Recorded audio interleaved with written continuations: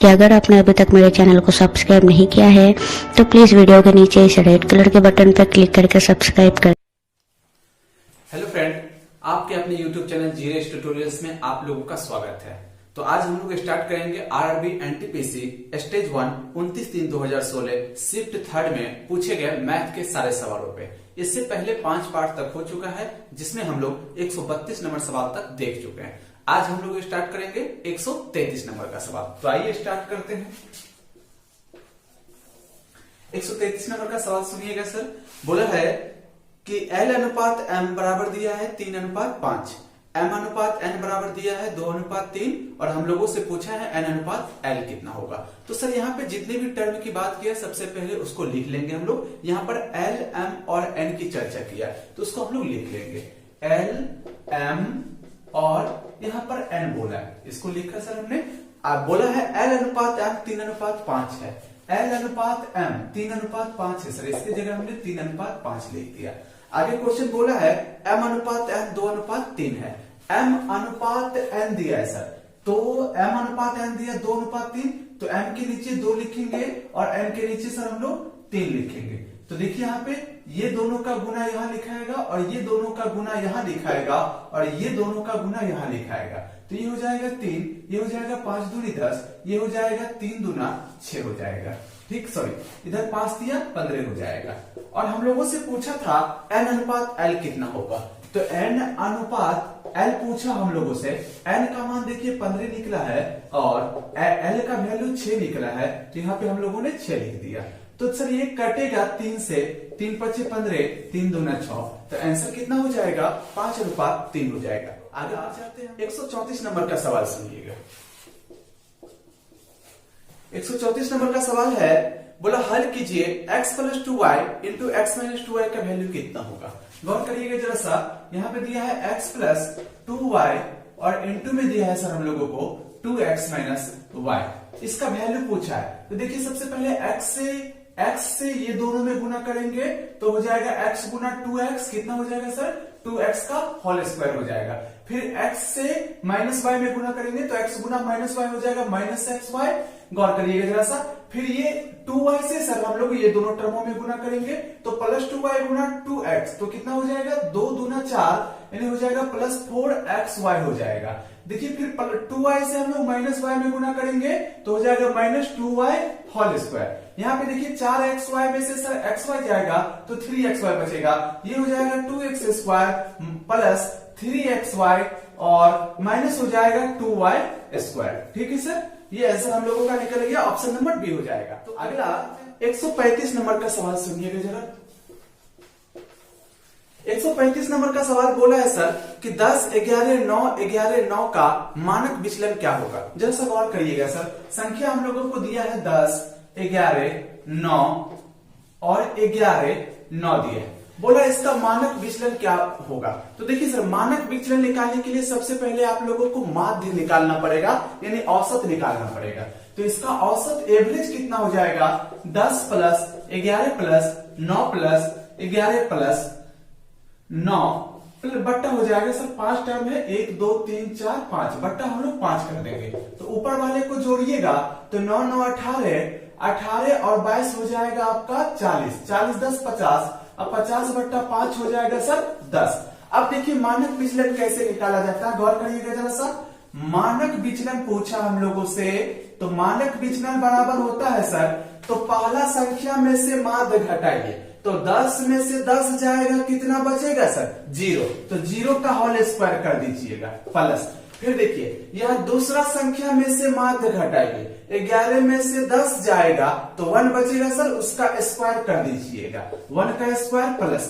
फिर देखिए तीसरा संख्या है 9, तो 9 में से माध्य को घटाइएगा तो 9 में से 10 जाएगा, 1 बचेगा, -1 का स्क्वायर करेंगे प्लस। फिर देखिए सर 11 में से 10 जाएगा 1, तो 1 का होल स्क्वायर करेंगे प्लस। फिर 9 में से 10 जाएगा तो -1 बचेगा सर, -1 का होल स्क्वायर कर देंगे। बट्टा में 5 टर्म है, 1 2 3 4 5, 5 कर देंगे और इसका होल रूट कर देंगे सर, तो मानक विचलन निकल जाएगा। ये आसान सा ट्रिक है, हालांकि प्रोसेस से बनाइएगा तो बहुत लंबा बन जाएगा। जाएगा। इस पे एक अलग टॉपिक बना देंगे, माध्य माध्यिका बहुलक मानक विचलन का एक अलग से टॉपिक बना देंगे। यहाँ पर सर ट्रिक समझने का प्रयास करिएगा।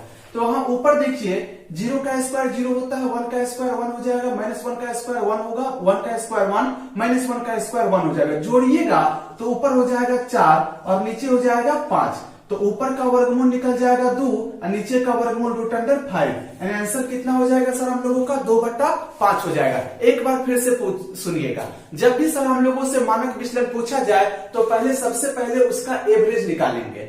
एवरेज निकालने के बाद पहला संख्या में से एवरेज को घटाएंगे, उसका वर्ग करेंगे, प्लस दूसरा संख्या में से एवरेज को घटा के वर्ग करेंगे, तीसरा में से एवरेज को घटा के वर्ग करेंगे। इसी प्रकार से आगे भी जितना टर्म है सर बट्टा में उतना टर्म करेंगे। 5 टर्म है तो /5 होल रूट कर देंगे तो मानक विचलन निकल जाएगा। ठीक है सर, आगे बढ़ जाते हैं हम लोग। सवाल सुनिएगा सर 136 नंबर का सवाल।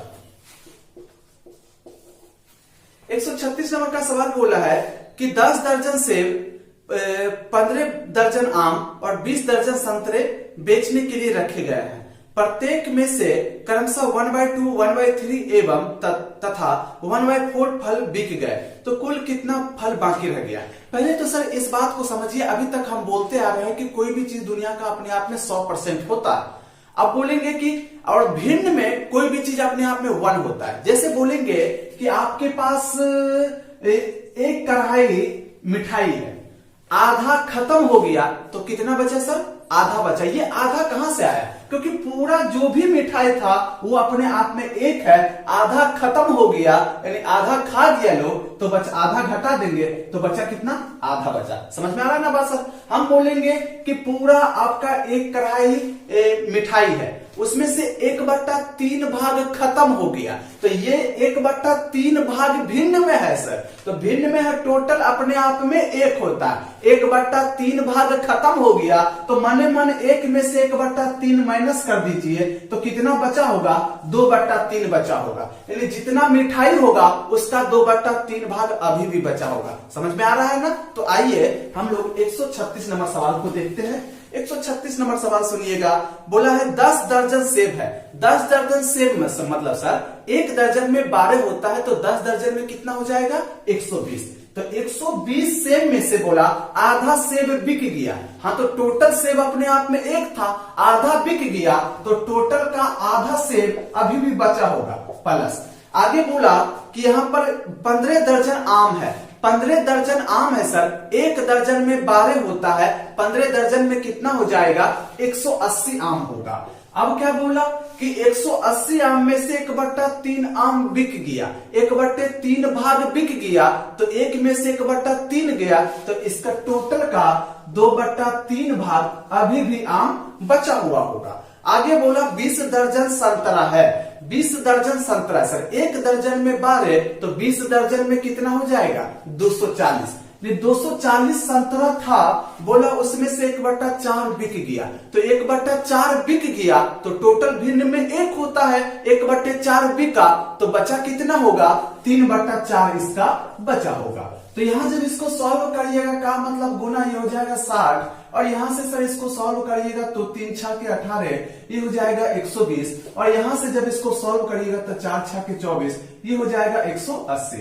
ये जोड़िएगा तो 360, यानी टोटल फल अभी 360 बचा हुआ। ठीक है सर, आगे बढ़। अगला सवाल सुनिएगा 137 नंबर का। बोला s+2 का होल क्यूब कितना होगा? गौर करिए सर जरा सा 137 नंबर में बोला s+2 का होल क्यूब कितना होगा।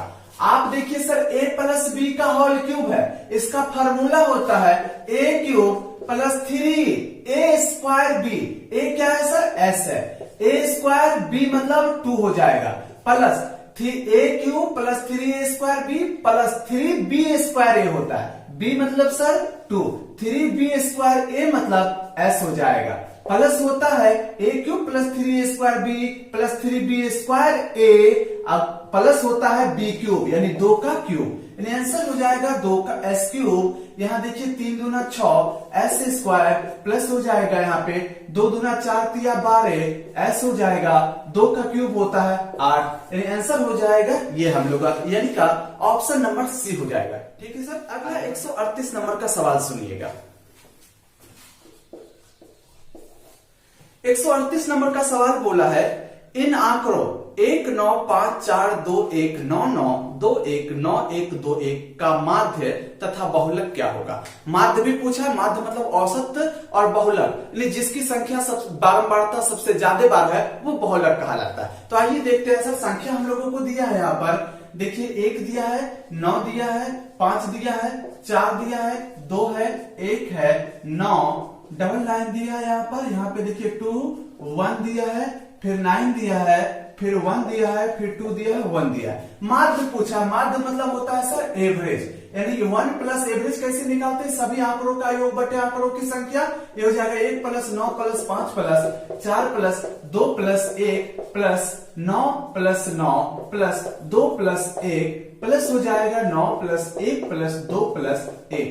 देखिएगा सर टोटल टर्म ऊपर में 14 है, तो उसको भागा दे दीजिएगा, जोड़ के आएगा 56/14, यानी आंसर हो जाएगा माध्य हम लोगों का 4। साथ ही साथ बहुलक पूछा है, मतलब जिसकी बारंबारता सबसे अधिक बार है वो बहुलक कहलाता है। सबसे पहले देख लेते हैं कि 1 कितना बार आया है, तो देखिए तो 1 की बारंबारता कितनी है, देखिए अगर संख्या हम लोग देखिए और बारंबारता गौर करिएगा सर, संख्या अगर 1 की बात करते हैं तो 1 कितना बार आया है, 1 बार, 2 बार, 3 बार, 4 बार, 5 बार, इसकी बारंबारता कितना बार है सर, 5 बार है। अब देखिए तो 9 की बात करते हैं तो 9 कितना बार आया है, देखिए 1 बार, 2 बार, 3 बार और 4 बार। 9 कितना बार आया है सर, 4 बार आया है। 5 कितना बार आया है यहाँ पर देखिए 1 बार आया है, बस 1 बार आया है। और देखिए यहाँ पर 4 कितना बार आया है, 1 बार आया है बस। और देखिए 2 कितना बार आया है, 2 देखिए कितना बार, 1 बार, 2 बार, 3 बार आया है, यानी ये सारा टर्म इसमें आ चुका है। तो सबसे ज्यादा बार कौन आया सर, 1 ना, तो इसका बारंबारता कितना हो जाएगा, बारंबारता हो जाएगा 1। जो सबसे अधिक बार आता है सर वो बारंबारता कहलाता है। ठीक है, आगे बढ़ जाते हैं हम लोग। अगला 139 नंबर का सवाल सुनिएगा, बोला 4x प्लस 5y बराबर 14 दिया है तथा x माइनस 5y बराबर 16 दिया है, बोला x और y का वैल्यू ज्ञात करिए। जैसा गौर करिएगा सर, यहाँ पे 139 नंबर का सवाल हम लोगों को दिया है 4x प्लस 5y बराबर दिया है 14 और एक दूसरा समीकरण दिया है सर हम लोगों को x माइनस 5y बराबर दिया है 16। बोला है x और y का वैल्यू ज्ञात करिए, x एंड y बराबर y। देखिए सर दोनों समीकरणों को डायरेक्ट जोड़ देते हैं, ये पहला समीकरण, दूसरा समीकरण। x माइनस 5y बराबर हम लोगों को दिया है 16, दोनों को जोड़िएगा तो ये टर्म कट जाएगा, ये हो जाएगा 5x बराबर, दोनों को जोड़िएगा तो 30 आएगा, यानी x का मान कितना निकल जाएगा सर 6। x का मान कहीं भी रख दीजिए तो 6 रखिएगा, उधर जाके माइनस हो जाएगा, यानी y का वैल्यू निकल जाएगा -2, यानी आंसर हो जाएगा हम लोगों का 6 और -2 हो जाएगा। ठीक है सर, अगला सवाल सुनिएगा 140 नंबर का। तो 140 नंबर का सवाल बोला है सर कि 1.5 दर्जन सेबों का क्रय मूल्य 300 रुपया है, प्रत्येक सेब को 15 रुपया में बेचा जाए तो कितना प्रतिशत का लाभ होगा। देखिए सर, लाभ काउंट करने के लिए आप जितने वस्तु का क्रय मूल्य ले रहे हैं उतने वस्तुओं का विक्रय मूल्य लीजिएगा, तभी लाभ या हानि का काउंट कर पाइएगा। यहाँ क्या बोला कि 1.5 दर्जन सेब का क्रय मूल्य 300 है, तो 1.5 दर्जन मतलब कितना, संख्या में क्या गो सेब होगा सर, 1 दर्जन में 12 होता है, 2 दर्जन में 24, आधा दर्जन और, यानी टोटल कितना 30 सेब खरीदा है 300 रुपया में। जैसा गौर करिएगा 30 सेब का क्रय मूल्य 300 रुपया दिया है, तो एक सेब का क्रय मूल्य कितना हो जाएगा सर 300 बटे 30, यानी कितना 10 रुपया। एक सेब 10 रुपया में खरीदा और बोला है 15 रुपया प्रति सेब बेचा, प्रति मतलब एक सेब 15 रुपया में बेचा। अगेन गौर करिएगा, एक सेब का विक्रय मूल्य दिया हम लोगों को 15 रुपया, अब बोला कितने प्रतिशत का लाभ हुआ, तो देखिए एक सेब का क्रय मूल्य, एक सेब का विक्रय मूल्य, वस्तु की संख्या समान हुआ ना सर, बोला कितना प्रतिशत लाभ, तो लाभ देखिए ना 10 रुपया में खरीदे थे 15 रुपया में बेच रहे हैं, तो लाभ कितना हुआ आपको 5 रुपया का। बोला कितने प्रतिशत का लाभ हुआ है, तो लाभ प्रतिशत निकालने के लिए लाभ गुना 100, अब बटे वो सेब खरीदे कितना में थे 10, यानी कितने प्रतिशत का लाभ, तो 50% का लाभ हो जाएगा। ठीक है सर। अगला सवाल सुनिएगा 141 नंबर का। 141 बोला है एक अभाज्य संख्या क्या होता है, तो पहला ऑप्शन बोला है यह धन पूर्णांक नहीं होता है। एक अभाज्य संख्या धन पूर्णांक नहीं होता है, ये गलत बोला है सर। धन पूर्णांक भी अभाज्य हो जाता है। अभाज्य किसको बोलते हैं, जो एक एवं स्वयं से कटे और किसी से ना कटे।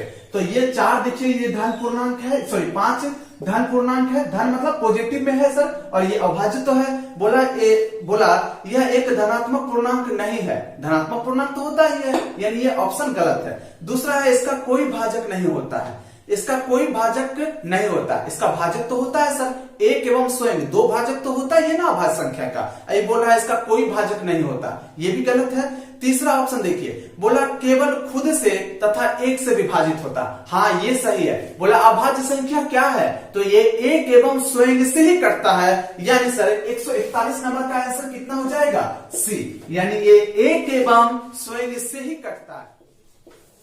142 नंबर का सवाल सुनिएगा। बोला है एक निश्चित धनराशि पर 2 वर्षों में 10% वार्षिक दर से 2000 रुपया साधारण ब्याज मिलता है, तो इसी धनराशि पे चक्रवृद्धि ब्याज वार्षिक संयोजित होता है, तो दोनों प्रकार के ब्याजों में कितना का अंतर होगा सर। साधारण ब्याज हम लोगों को दिया है, बोला उसी धन पर यानी उसी मूलधन पर जो चक्रवृद्धि ब्याज मिलेगा, ये दोनों ब्याजों में कितना का डिफरेंस होगा। गौर करिएगा जरा सा, जो डाटा हम लोगों को दिया है उस डाटा को लिखते हैं। यहाँ पे देखिए समय दिया हम लोगों को 2 बरस दिया है और रेट दिया हम लोगों को 10%। देखिए जैसा साधारण ब्याज एसआई मतलब सिंपल इंटरेस्ट साधारण ब्याज दिया है सर हम लोगों को 2000 रुपया। तो बोला उसी धन पर जो चक्रवृद्धि ब्याज, तो धन मतलब मूलधन, मूलधन यहां से ज्ञात करना पड़ेगा। आप जानते हो साधारण ब्याज के केस में एसआई बराबर होता है मूलधन यानी प्रिंसिपल पी गुना आर गुना टी बटे होता है 100। तो साधारण ब्याज दिया है 2000 रुपया गुना बराबर हो जाएगा पी, मूलधन नहीं दिया है सर हम लोगों को, आर दिया है 10% और टी दिया है 2 अब बटा 100, तो फॉर्मूला के अकॉर्डिंग होता है। ये जीरो कट जाएगा, इसको काटिएगा 1000 हो जाएगा, यहां से पी का वैल्यू निकल जाएगा हम लोगों का 10,000 रुपया। अब बोला उसी धन पर जो चक्रवृद्धि ब्याज मिलेगा, तो चक्रवृद्धि ब्याज कैसे निकालते हैं हम लोग, सीआई चक्रवृद्धि ब्याज निकालने का रूल है P इंटू 1 प्लस आर बटे 100 to the power T minus होता है P। तो चलिए सबका वैल्यू रख देते हैं हम लोग उसी धन पर, यानी वही मूलधन इसका भी रहेगा। यहाँ पे हम लोग 10,000 रख दिया, जरा सवाल करिए 1 प्लस आर का वैल्यू 10 दिया है, तो यहाँ पे 100 हो जाएगा, पावर टी मतलब समय 2 दिया, माइनस P मतलब हो जाएगा 10,000। जरा सा गौर करिएगा, ये जीरो कटेगा, 10 एकम 10, 10 एक 11 बटे 10 का होल स्क्वायर हो जाएगा, यहाँ हो जाएगा 10,000 गुना हो जाएगा 11 बटे 10 का होल स्क्वायर करिएगा तो 121 बटा हो जाएगा 100 माइनस हो जाएगा 10,000। जरा सा गौर करिए, ये 00 कटेगा, ये आ जाएगा आपका 12,100 में से 10,000 जाएगा तो बच जाएगा 2100 रुपया। अब बोला चक्रवृद्धि ब्याज निकल गया, साधारण ब्याज मालूम था, बोला दोनों में कितना का डिफरेंस है, तो 2000 और 2100 में कितना का डिफरेंस हो जाएगा, सीआई माइनस एसआई बराबर हो जाएगा 2100 माइनस 2000 बराबर हो जाएगा 100 रुपया, आंसर हो जाएगा। ठीक है, आगे बढ़ जाते हैं सर हम लोग। 143 नंबर का सवाल है, P प्लस क्यू बराबर 2 इंटू पी माइनस क्यू। बोला क्यू बराबर 10 है तो P का वैल्यू ज्ञात करें। जरा सा गौर करिए, यहाँ पर P प्लस क्यू बराबर हम लोगों को दिया है 2 इंटू पी माइनस क्यू दिया है, और यहाँ पे देखिए जरा सा Q बराबर दिया हम लोगों को 10, P बराबर Q बराबर दिया है 10, बोला P बराबर व्हाट, तो यहाँ देखिए Q बराबर जो 10 दिया है सर, Q की जगह हम लोग 10 रख देते हैं, यहाँ Q की जगह 10 रख देते हैं, तो ये हो जाएगा P प्लस 10 बराबर 2 गुना P हो जाएगा 2P। यहाँ पे देखिए Q की जगह आपने 10 रखा तो 2 गुना -10 तो -20 हो जाएगा। ये देखिए जरा सा P उधर जाएगा और ये 20 इधर आएगा, तो इधर हो जाएगा 30 बराबर हो जाएगा P।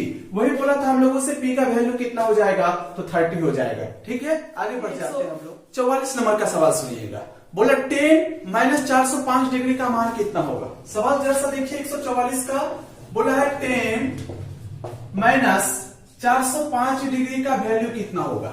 आप एक बात को याद रखिएगा, जब भी 360 डिग्री से अधिक डिग्री वाले का मान पूछा जाए तो पहले 360 डिग्री से भागा दे करके छोटा कर लीजिएगा। जब इसमें 360 से भागा दीजिएगा तो शेष बचेगा 45, यानी इसको लिखेंगे हम लोग 10 माइनस 45। और देखिए 10 माइनस 45 को लिख सकते हैं 0 डिग्री माइनस 45 डिग्री। और इसका फॉर्मूला जानते हुए 0 डिग्री माइनस 45 डिग्री का फॉर्मूला होता है -10 45 डिग्री, और 10 45 का वैल्यू 1 होता है, तो इसका वैल्यू कितना हो जाएगा -1 आंसर हो जाएगा। ठीक है, आगे बढ़ जाते हैं। अगला 145 नंबर का सवाल सुनिएगा। 145 नंबर का सवाल है, बोला 360 तथा 450 का सबसे बड़ा गुणनखंड क्या है। सवाल देखिए क्या बोला है, 360 और 450। बोला ये दोनों का सबसे बड़ा गुणनखंड कौन सा है। सबसे बड़ा गुणनखंड वो होता है सर, वह बड़ी से बड़ी संख्या जो दोनों को काटे वो संख्या दोनों का गुणनखंड हो जाएगा। तो दोनों का गुणनखंड बड़ी से बड़ी संख्या कौन है जो दोनों को काटेगा, तो एचसीएफ ही बताएगा। जब ये दोनों का आप एचसीएफ निकालिएगा तो आंसर आ जाएगा 90, यानी दोनों का एचसीएफ 90 है, यानी 90 दोनों को काटेगा, यानी इसका सबसे बड़ा गुणनखंड 90 हो जाएगा। 146 नंबर का सवाल सुनिएगा। बोला एक व्यक्ति 30% लाभ से एक वस्तु को 1300 रुपया में बेची तो वस्तु का क्रय मूल्य ज्ञात करिए। आप जानते हैं लाभ या हानि हमेशा किस पे होता है, क्रय मूल्य पर, और क्रय मूल्य हमेशा 100% होता है। 30% लाभ कमाया यानी क्रय मूल्य से 30% अधिक में बिका होगा, यानी वो विक्रय मूल्य क्रय मूल्य से 30% अधिक के बराबर होगा। जरा सा गौर करिए, यहाँ पे हम लोगों को विक्रय मूल्य दिया है, विक्रय मूल्य बराबर दिया है हम लोगों को, यहाँ पर देखिए 1300 रुपया है ना। अब देखिए 30% का लाभ हुआ है, लाभ कितना हुआ है 30% का लाभ हुआ है। क्रय मूल्य हम लोगों को नहीं पता था, क्रय मूल्य को हम लोगों ने x रुपया मान लिया। अब देखिए ना 30% का लाभ हुआ है, लाभ तो क्रय मूल्य पर होता है और क्रय मूल्य अपने से पहले से 100% है, 100% ये है और 30% लाभ पर बिका, यानी 100 से 30 अधिक में बिका होगा, यानी 100% पहले से है, 30% लाभ, यानी इसका 130% पर बिका होगा। लेकिन बिका कितना में 1300 रुपया में, तो x का मतलब गुना 130/100 बराबर हो जाएगा 1300 रुपया। इसको काटिएगा आप, यहां हो जाएगा 10, यानी x बराबर हो जाएगा 1000 रुपया। तो वही हम लोगों से पूछा था कि क्रय मूल्य कितना हो जाएगा, तो 1000 रुपया हो जाएगा। 147 नंबर का सवाल सुनिएगा। 147 से लेके 149 तक का जवाब नीचे दिए गए ग्राफ के आधार पे हम लोगों को देना है। देखिए बोला है एक बार चार्ट 4 छात्रों S1, S2, S3 व S4 के भौतिक व रासायनिक शास्त्र में प्राप्तांक दर्शाता है। बार चार्ट का पर विचार करते हुए उस पर आधारित सवालों का जवाब दीजिए। देखिए सर, ये ब्लैक वाला जो ग्राफ है ये भौतिकी को दर्शाता है और व्हाइट वाला जो है ये रसायन शास्त्र को दर्शाता है। ठीक है सर, आगे देखिए 147 नंबर का सवाल सुनिएगा। 147 नंबर सवाल बोला है सभी छात्रों के रसायन शास्त्र व भौतिक शास्त्र में कुल प्रतिशत अंकों का अनुपात कितना होगा। सर ये अनुपात कितना होगा नहीं लिख के इसको ये लिखना चाहिए था कि रसायन सभी छात्रों का रसायन में जो टोटल प्राप्तांक हुआ है भौतिक में टोटल प्राप्तांक का कितना प्रतिशत है। तो आइए इसको थोड़ा सा हम लोग बनाते हैं। तो देखिए भौतिकी में टोटल प्राप्तांक सभी छात्र मिला करके कितना हुआ, फिजिक्स में तो सभी छात्र S1 छात्र जो है भौतिकी में 95 मार्क लाया था। ठीक है सर, देखिए S2 छात्र जो है भौतिकी में 65 मार्क लाया और S3 छात्र जो है ये आपको भौतिकी में 75 मार्क लाया और S4 छात्र भौतिकी में 75 मार्क लाया। यानी ये चारों छात्र भौतिकी में टोटल मिला करके 310 मार्क लाया है। और केमिस्ट्री की बात करिएगा तो देखिए S1 छात्र केमिस्ट्री में 85 अंक लाया है, S2 छात्र केमिस्ट्री में 85 अंक लाया है, S3 छात्र केमिस्ट्री में 55 अंक लाया है और देखिए S4 छात्र केमिस्ट्री में 80 अंक लाया है। ये टोटल को जोड़िएगा तो 305 अंक आता है। क्या बोला क्वेश्चन हम लोगों को, ये बोला है ये जो केमिस्ट्री में टोटल प्राप्तांक है सभी छात्रों का भौतिकी में टोटल प्राप्तांक का कितना प्रतिशत है। इसका कितना प्रतिशत है ये, तो देखिए जिसका बोलेगा ये बोला केमिस्ट्री वाला अंक भौतिकी का कितना, जिसका बोलेगा उसको बट्टा में गुना 100 करिएगा तो पता चल जाएगा ये केमिस्ट्री वाला टोटल अंक भौतिकी का कितना प्रतिशत है। याद रहेगा ना सर, जिसका बोलेगा यानी जिसके रिस्पेक्ट में बोलेगा उसको बट्टा में गुना 100। जब इसको सॉल्व करिएगा तो आएगा 98.38%, यानी अप्रोक्स कह सकते हैं आप 98% आंसर हो जाएगा। यानी ये जो केमिस्ट्री में जो प्राप्त टोटल अंक है, फिजिक्स में टोटल प्राप्त अंक का 98% है। ठीक है, अगला 148 नंबर का सवाल सुनिएगा।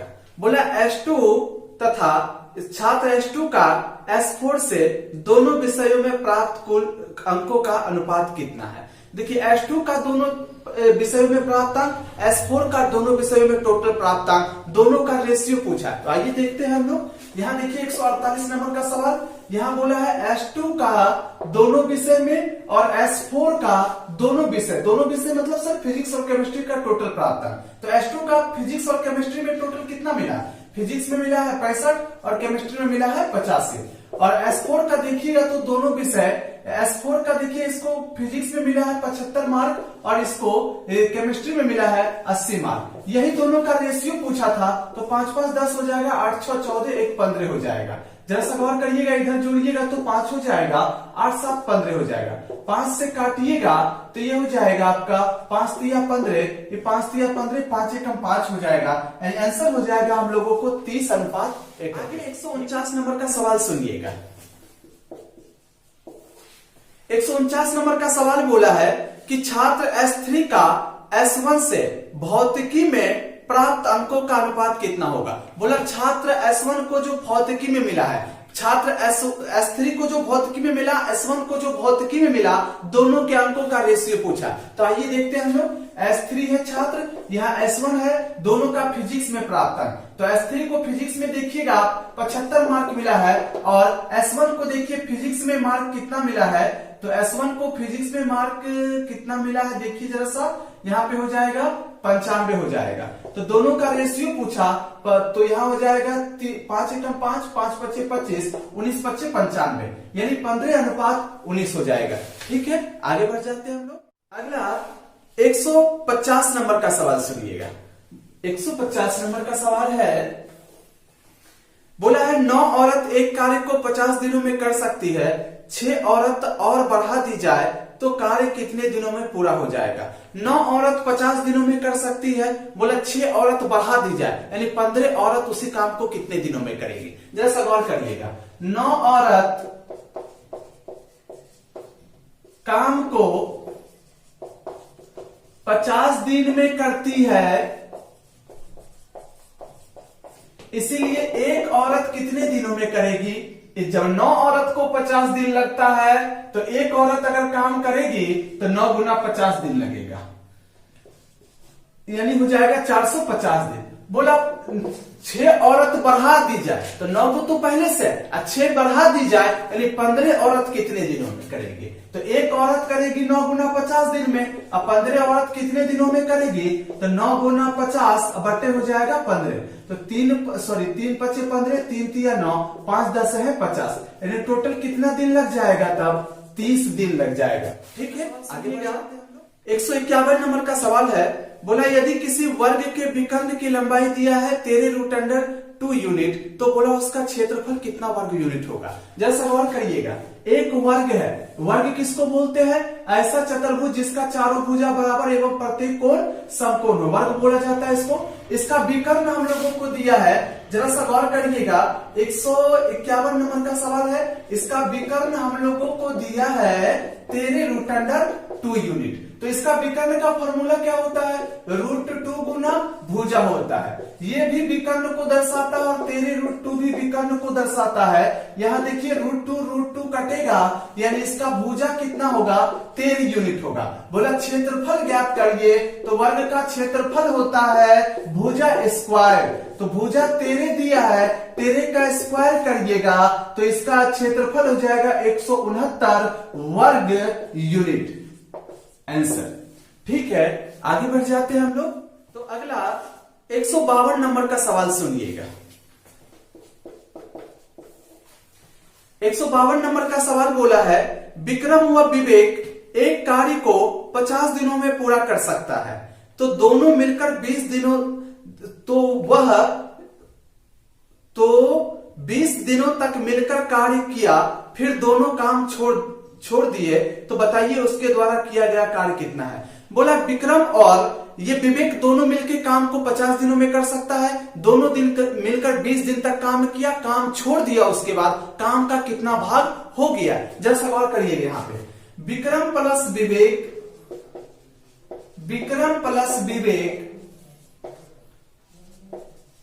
50 दिन में करता है, दोनों मिलकर 50 दिन में करता है, तो एक दिन में कितना करेगा। डे का उल्टा पार्ट होता है सर, तो एक दिन में कितना करेगा दोनों मिलकर, एक दिन में करेगा 1/50 पार्ट, दोनों मिलकर एक दिन में 1/50 पार्ट, तो 20 दिन में कितना किया होगा, गुना 20 हो जाएगा। आप एक दिन में 2 रोटी खाते हैं, तो 20 दिन में कितना रोटी खाए होइएगा, 40 गो, तो एक दिन में 1/50 भाग काम होता है, तो दोनों मिलकर एक दिन में 1/50, तो 20 दिन में कितना करेगा, तो गुना हो जाएगा 20। जरा सा गौर करिए, नहीं 20 दिन में 2/5 भाग काम हो गया होगा। ठीक है, आगे बढ़ जाएगा। बोला है 153 नंबर का सवाल,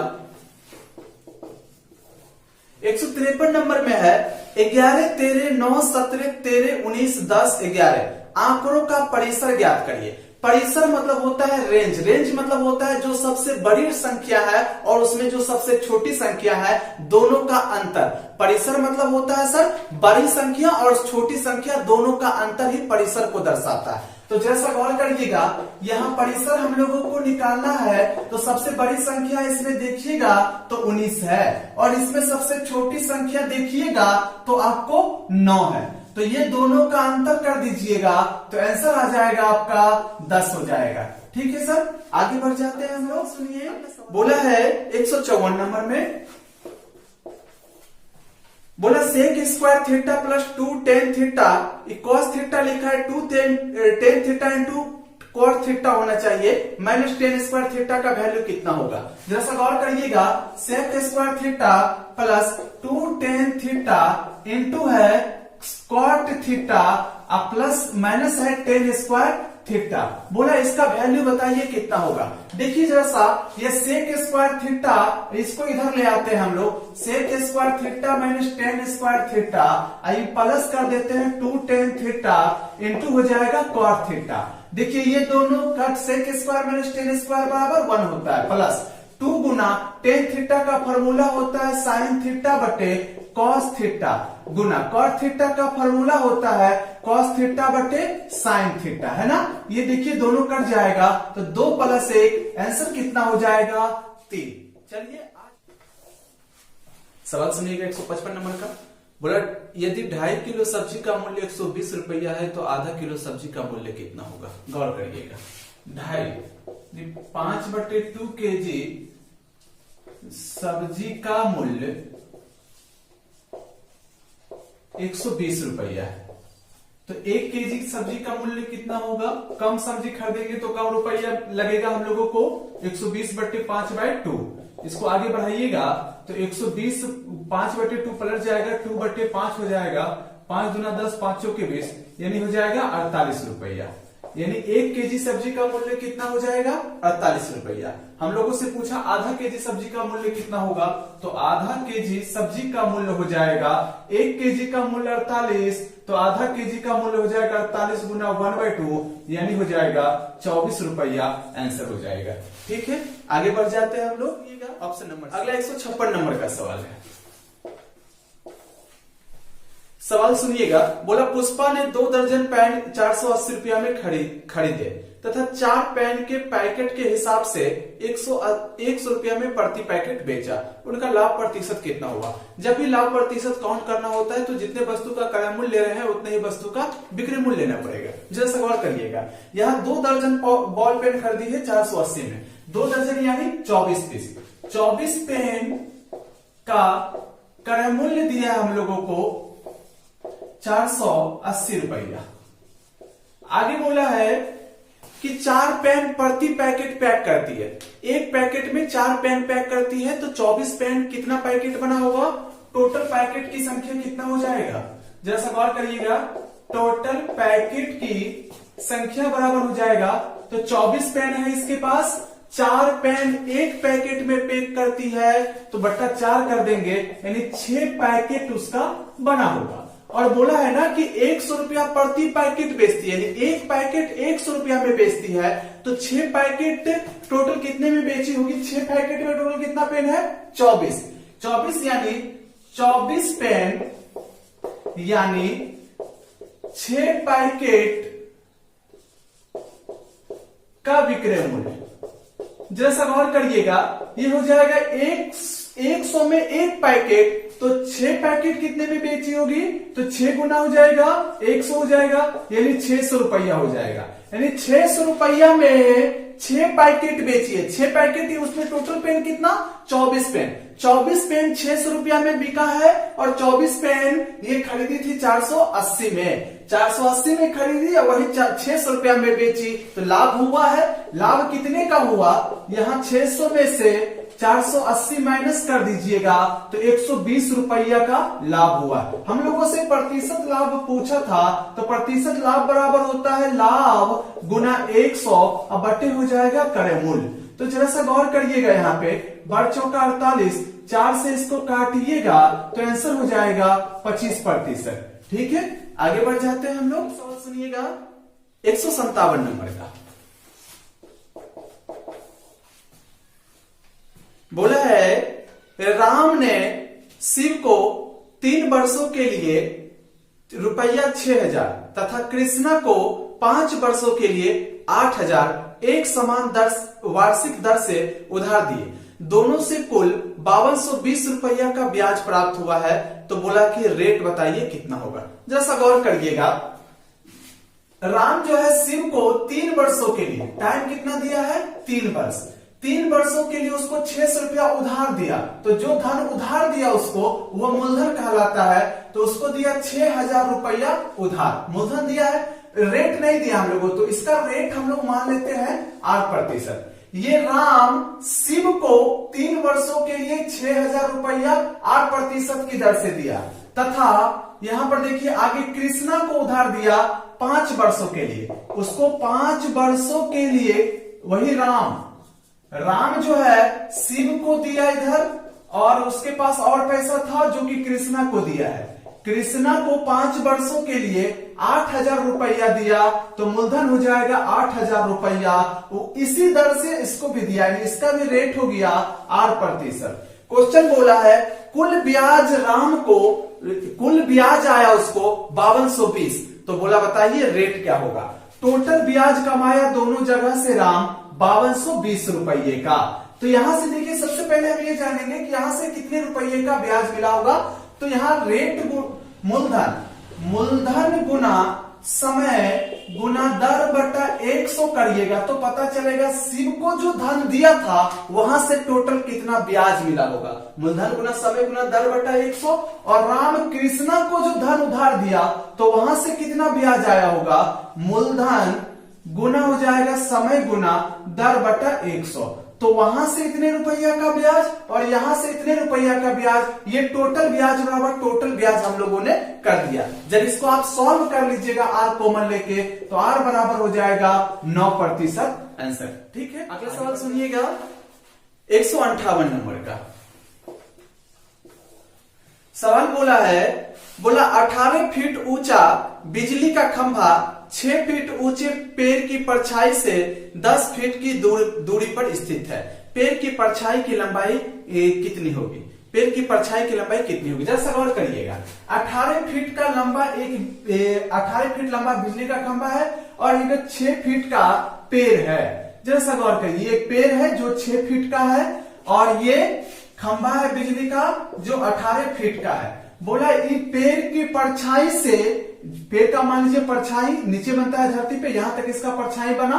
बोला इसके परछाई से 10 मीटर दूर स्थित है ये खंभा, यानी यहां से यहां तक का दूरी है 10 मीटर। तो क्वेश्चन पूछा हम लोगों से कि बताइए पेड़ के परछाई की लंबाई कितनी होगी। तो इसको हम लोग x मान लेते हैं, तो ये टोटल कितना हो जाएगा 10 प्लस x हो जाएगा। अब गौर करिएगा, तो बोला पेड़ की परछाई मतलब x का वैल्यू पूछा है। जैसा तो गौर करिएगा, तो यहां से यहां तक मिला देते हैं हम लोग और यहां से यहां तक मिला देते हैं हम लोग। अब देखिए 90 डिग्री का केस है, तो 10 90 बराबर क्या हो जाएगा, 10 90 डिग्री बराबर होता है लंब बटे आधार, यानी हो जाएगा 18 बटे पूरा आधार यानी 10 प्लस x हो जाएगा। अब देखिए छोटका त्रिभुज, इसमें देखिए यहां से 10 90 डिग्री बराबर क्या हो जाएगा, 10 90 डिग्री बराबर हो जाएगा लंब यानी 6 बटे आधार यानी x हो जाएगा। ये देखिए दोनों का LHS बराबर है, तो RHS बराबर RHS हो जाएगा, यानी 18 बटे 10 प्लस x बराबर हो जाएगा 6 बटे x। तो इसको जब सॉल्व कर लीजिएगा तो 3x बराबर हो जाएगा 10 प्लस x, 2x बराबर 10 हो जाएगा, यानी x बराबर निकालिएगा आप तो 5 फीट हो जाएगा, यानी x बराबर हो जाएगा 5 फीट। आंसर x मतलब पेड़ की परछाई कितना होगा 5 फीट का होगा। ठीक है, आगे बढ़ जाते हैं हम लोग। अगला 159 नंबर का सवाल सुनिएगा। ये देखिए फिगर दिया हम लोगों को, बोला a का वैल्यू कितना होगा। तो 159 नंबर का सवाल देखिए जरा सा, यहाँ देखिए इस प्रकार का फिगर दिया हम लोगों को, यहाँ इस प्रकार दिया है, फिर यहाँ ऐसे बढ़ाया है, ऐसे करके यहाँ तक दिया है, और देखिए जरा सा यहाँ पे हम लोगों को फिर इस प्रकार से दोनों को मिलाया है यहाँ पे, और यहाँ से यहाँ तक फिर बढ़ाया है, और देखिए फिर यहाँ से यहाँ तक आया है, ये दिया है। और देखिए जरा सा यहाँ पे हम लोगों को ये ए दिया है, और ये दिया हम लोगों को 75 डिग्री दिया है, और देखिए जैसा यहाँ पे दिया हम लोगों को 40 डिग्री। तो पूछा है बताइए ए का वैल्यू कितना होगा। जैसा गौर करिएगा, आप जानते हैं जब दो रेखा एक दूसरे को काटता है तो शीर्षाभिमुख कोण से ये आमने सामने वाला बराबर होता है। तो यहाँ देखिए दो सरल रेखा एक दूसरे को काट रहा है, तो ये 40, तो ये भी कितना हो जाएगा 40 हो जाएगा। यहाँ देखिए दो सरल रेखा एक दूसरे को काट रहा है, ये 75, तो ये भी कितना हो जाएगा 75 हो जाएगा। आप त्रिभुज एबीसी को देखिए, त्रिभुज एबीसी को देखिए, आप ये भी जानते होइएगा कि किसी त्रिभुज का एक बहिष्कोण जो है अंतः दोनों कोण के योग के बराबर होता है। अंतः दोनों कोणों के योग के बराबर ये जो त्रिभुज का बहिष्कोण है अंतः दोनों कोणों के योग के बराबर होता है, ऐसा एक थ्योरम है। तो ए बराबर कितना हो जाएगा यहाँ पे 75 प्लस 40 बराबर कितना हो जाएगा, जोड़िएगा तो 5 7 4 11, यानी ए बराबर कितना हो जाएगा 115 डिग्री आंसर हो जाएगा। ठीक है सर, आगे बढ़ जाते हैं हम लोग। सवाल बोला है कि हॉकी के खिलाड़ियों का शतरंज के खिलाड़ियों से अनुपात, हॉकी और चेस दोनों के खिलाड़ियों का रेशियो पूछा है। तो हॉकी कितना खेलता है, आयत के अंतर्गत जो भी आता है सब हॉकी खेलता होगा, तो 20 15 35 10 45 5 50 50 5 55 हो जाएगा। 55 लोग हैं जो हॉकी खेलते हैं। चेस ये वृत्त वाले को दर्शाते हैं, वृत्त के अंतर्गत जितना भी आता है सारा चेस खेलता होगा। तो सारे को आप जोड़िएगा तो ये 20 12 32 हो जाएगा, 32 3 होता है 35, अब 35 से 15 हो जाएगा आपको 50 हो जाएगा, 50 10 60 60 11 4 15 तो 75 हो जाएगा, 75 और 15 हो जाएगा 90। तो रेशियो निकालिएगा तो 5 11 है 18 5 90। आगे बोला है कि वे टेनिस खिलाड़ी जो हॉकी नहीं खेलते हैं उसकी संख्या कितना है। तो टेनिस को कौन दर्शाता है, ये त्रिभुज दर्शाता है। बोला ऐसे टेनिस खिलाड़ी बताइए जो हॉकी नहीं खेलता हो, मतलब आयत के अंतर्गत नहीं आता हो। तो यहाँ पे देखिए ये त्रिभुज में मतलब टेनिस में आता हो, आयत में नहीं आता हो। तो यहाँ देखिए 14 टेनिस में आता है, 14 5 19, और इधर देखिए चूंकि ये तो आयत में आता है इसको गिन नहीं सकते हम लोग, 14 5 19, इधर देखिएगा 19 5 होता है 24, 24 11 जोड़िएगा तो 35। तो ऐसे लोग जो टेनिस जो हॉकी नहीं खेलते हैं टेनिस खेलते हैं उसकी संख्या 35 हो जाएगा। एक बार फिर से सुनिएगा, बोला ऐसे लोग कितने जो टेनिस खेलते हैं हॉकी नहीं खेलते हैं, मतलब टेनिस में आना चाहिए, हॉकी मतलब आयत वाला में नहीं आना चाहिए। तो टेनिस तो सब त्रिभुज है, तो देखिए त्रिभुज में आ रहा है 14 5 19, ये तो ले नहीं सकते क्यों, क्योंकि ये हॉकी में आ रहा है। इधर देखिए टेनिस में आ रहा है 11 5, तो टोटल को जोड़िएगा 11 5 और 14 और 5 को जोड़िएगा तो 35 आ जाएगा, आंसर हो जाएगा। आगे बढ़ते हैं। कार बी कार एक ए से दुगुना रफ्तार से दौड़ती है, बोला है कार ए 2 घंटे में 50 किलोमीटर की दूरी तय करता है, तो कार बी की रफ्तार कितनी होगी? जरा सा गौर करिएगा। बोला कार बी है इधर और इधर कार ए है। जरा सा गौर करिएगा यहाँ पर। बोला है ए 2 घंटे में 50 को काट के 90 बना लीजिएगा, सवाल गलत है थोड़ा सा। यानी ये डिस्टेंस तय किया 90 किलोमीटर 2 घंटे में, टाइम दिया हम लोगों को 2 आवर। तो इसका चाल हो जाएगा 90/2 बराबर हो जाएगा 45 किलोमीटर पर आवर। बोला कार बी कार ए से दोगुना चाल से जाता है, तो इसका चाल 90 है, तो इसका चाल कितना हो जाएगा? 45 किलोमीटर पर आवर गुना हो जाएगा 2, यानी कार बी का चाल होगा 90 किलोमीटर प्रति आवर। आंसर ठीक है, ऑप्शन नंबर ए हो जाएगा। तो आज यहीं तक रखते हैं हम लोग। Wish you all the very best. Thank you so much for watching this video.